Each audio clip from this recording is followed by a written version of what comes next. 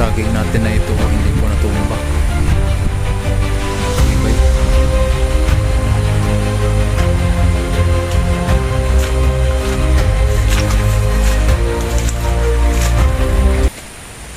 ito magpupuso na rin ito. Ay naku, ito po yung nadaanan noon, ngayon na ulitan. Yan, hindi naman totally babangon pa rin yan. Yan, hindi naman nabali, pero may mga nabali talaga dito. Tingnan natin dito.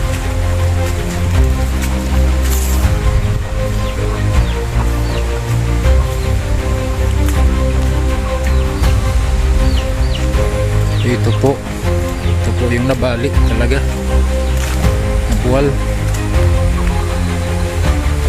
Ito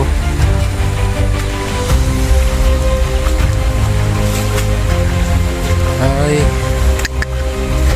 so ito po, para dumaan po talagang tubig dito, oh. Ito pong kubo, naabot po yan ng tubig.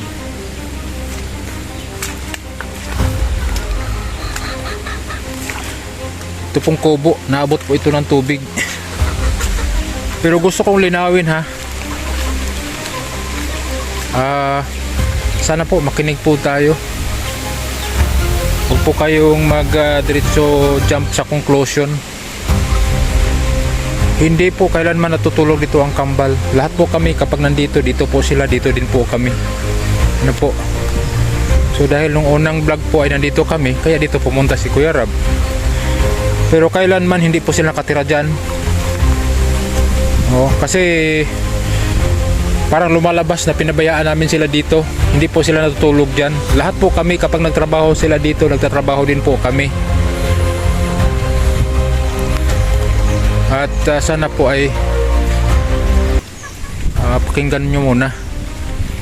Nawain nyo muna. Hindi po ganun kami kasama. Napabayaan namin silang matulog dyan.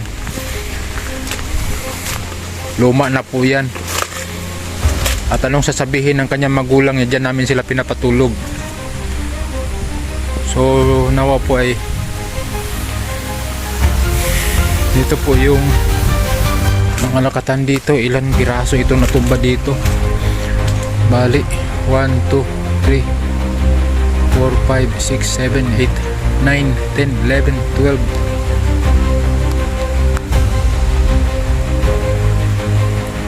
Lahat. Pero yun po, wala tayong magawa. Yun po ay natural calamity. Salamat na lang tayo, naligtas po tayo, walang nasaktan. Safe po sila kasi doon man sila natutulog sa bahay. Mula po na sila dumating sa amin, sa bahay po sila natutulog. Okay.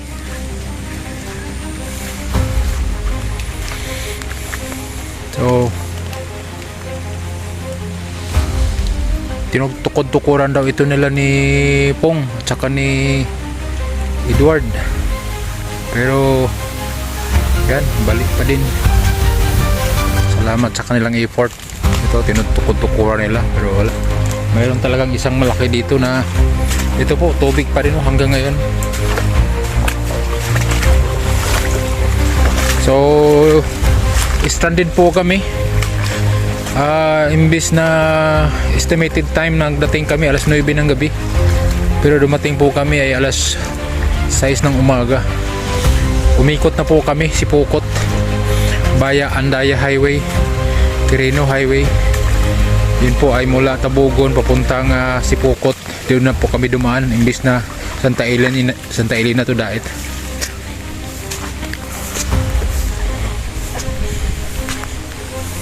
So ito po yung bago nakaka-recover.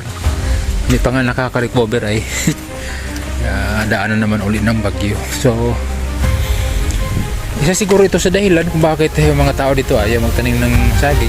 Pero ito yung ito yung namumuso. Ito po yung namumuso na. Pero hindi na po ito makadala ng bunga. Ito po, malaki po ito. Yan, malaking po ito. Ito, malaking puso yan. Siguro mga siyam yan. siyam na sapad yan. Pero wala na, hindi na yan makaano. Hindi yan pwede. Ito, makadala pa yan ng bunga. Ayan. So sa dulo po ng ito pong taniman namin ng saging, ito po yung ating pong makikita, oh. Yan. Oh. Yung creek na yan sa likod, dumiretso na po dito. Oh. May tubig pa rin hanggang ngayon. Yan.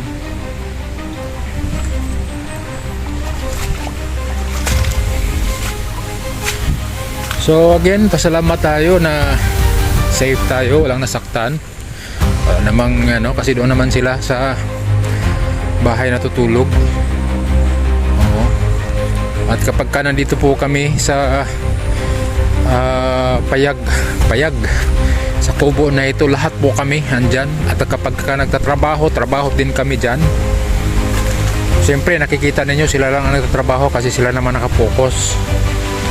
Ano? Wag naman sanang titingnan na ganoon kami kasama. Kasi nasasaktan din po sila. Kaya nga yung unang vlog namin na may konti silang sama ng loob, yun po ang ibig sabihin doon. Wag po kayong mag-comment na hindi nyo alam yung buong kwento kasi nasasaktan sila sa mga negatibong mga comment.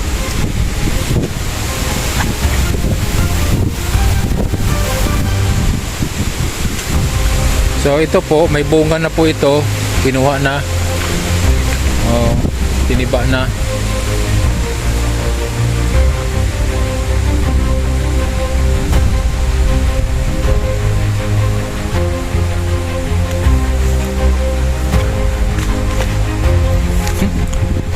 Mga bisita po tayo.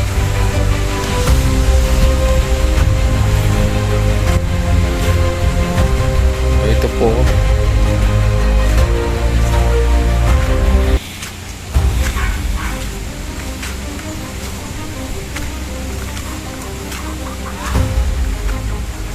Oh, katayin na. Katayin.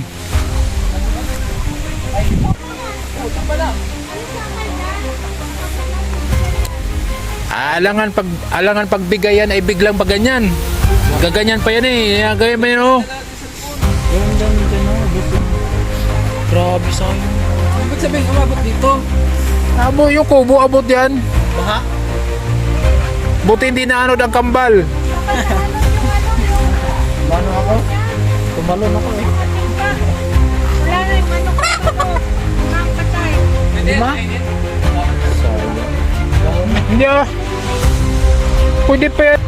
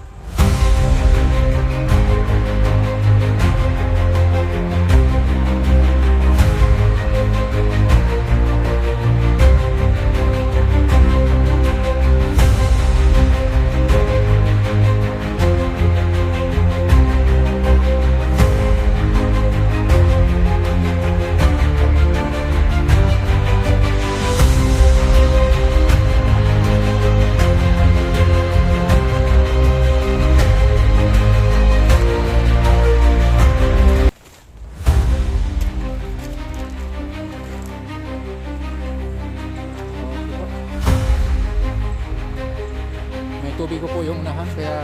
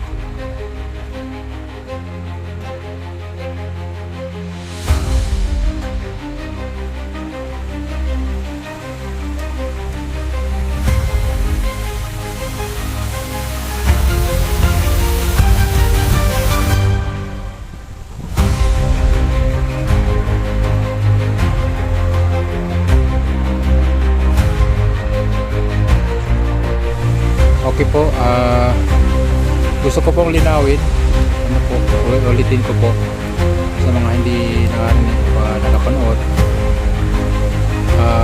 Mula't simula po, hindi po dito tulog ang takbay. Ano? At kung pupunta man sila dito magkatrabaho, kasama po kami lahat.